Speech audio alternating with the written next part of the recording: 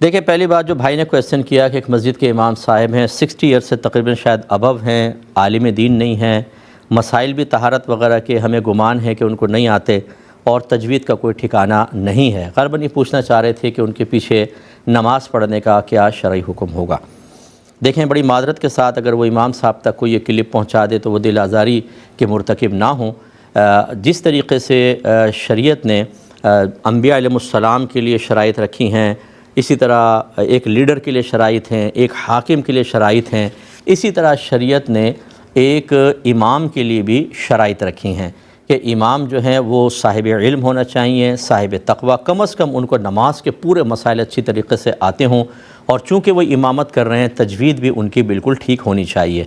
और इसमें उम्र का कोई दखल नहीं होता कि अगर एक 25 साल का नौजवान तमाम सिफ़ात का हामिल है और एक तरफ 60 साल के एक बुज़ुर्ग हैं लेकिन कोई सिफ़त उनके अंदर मौजूद नहीं, तो ये तरीक़ाकार नहीं होता कि हम कहें कि चूँकि ये बुज़ुर्ग हैं ये नमाज़ पढ़ाएंगे, 25 साल नौजवान को हटा दें। हमारी शरीयत इसका एतबार नहीं करती है। अगर 25 साल नौजवान साहिब इल्म है, साहिब तक़वा है, तजवीज़ ठीक है, तो ये 60 या 100 साल के बुज़ुर्ग के ऊपर भारी है, इनको इमाम बनना चाहिए। तो लिहाजा अगर ऐसे कोई साहिब हैं कि जो ना सही तरीक़े से नमाज़ पढ़ते हैं बल्कि पढ़ाते हैं, ना मसाइल का ठिकाना है, बल्कि लोग तशवीश का शिकार होते हैं, और बाज़ औक़ात ये चीज़ क़िल्लत जमाअत का सबब बनती है कि लोग कहते हैं भाई इनके पीछे हम नहीं पढ़ेंगे, दूसरी मस्जिद में जाएंगे। तो कमेटी पर वाजिब है कि इसका कोई इंतज़ाम करे। इसमें कमेटी भी गुनाहगार होगी। बाज़ औक़ात मैंने देखा है कमेटी मुरव्वतों में मारी जाती हैं, नहीं जी ये बुज़ुर्ग 25 साल से नमाज़ पढ़ा रहे हैं यहाँ पे, अब कैसे इनको हटाएँ। यानी इसका मतलब है अगर आपकी फैक्ट्री के अंदर 25 साल तक एक दाढ़ी रखकर आदमी करप्शन कर रहा हो तो इसलिए आप उसको नहीं हटाएंगे क्योंकि वो 25 साल से आपकी फैक्ट्री में काम कर रहा है, बूढ़ा हो गया, यही वजह, यही होगा ना। आप ऐसे ही करेंगे, वहाँ कभी नहीं करेंगे।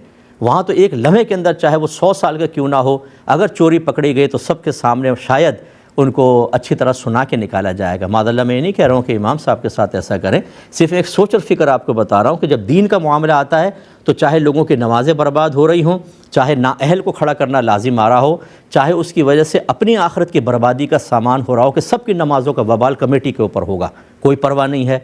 और अपनी अगर फैक्ट्री अपने ऑफिस के अंदर कोई करे तो फिर इनकी समझदारियों का उरूज देखा करें, होशियारियों का, कि कैसे उस शख्स को बाहर निकालते हैं। इसलिए नाराज़ ना हो। ये ऐसे कोई अगर हज़रत हैं वो अब 60 साल वैसी हो गए, उनको कहें अब आप घर में आराम करें, अब किसी और सही इमाम को लाके खड़ा करें, वरना गुनाहगार होंगे। बहरहाल तहारत के मसाइल नहीं आते, ये कैसे आपको पता चला, ये भी एक क्वेश्चन है कि आपने उनको वज़ू करते हुए देखा कि बिल्कुल गलत सलत वज़ू कर रहे हैं, और क्या हो सकता है। अगर वाकई ऐसा है तो फिर तो और ज़्यादा तशवीश की बात है। और अगर दीगर नमाज के अंदर बहुत ज़्यादा अगलात करते हैं, गलतियाँ, तो बहरहाल कमेटी को इस पर कदम उठाना चाहिए। लेकिन आप ऐसा नहीं करेंगे कि वहाँ हंगामा कर दें, मेरे इस क्लिप को सब जगह आम करके और उन इमाम के ख़िलाफ़ एक मुहाज खड़ा करें। हर एक की इज़्ज़त नफ्स होती है। तरीक़ाकार ये होगा कि आप कमेटी को लेकर एक रूम में टेबल टॉक करें, बैठें, अच्छे मोतबर लोगों को जमा करें और दायरे अदब में रहकर बड़े प्यार और मोहब्बत के माहौल में गुजारिश करें कि ये हमारी नमाज़ों का मसला है, आप इमाम को तब्दील कर लें तो बेहतर है। वो भी अगर वाकई वैलिड रीज़न जो आपने जो बयान किए मैं तो उसको सुनकर जवाब दे दिया, अगर वाकई वो ऐसे हैं तो, अगर नहीं है तो फिर आप जुल्म करेंगे। इसलिए पहले अच्छी तरह तहकीक करें और उसके बाद फिर बैठ कर आप कोई मसले का हल निकाल सकते हैं। अच्छा, हमारे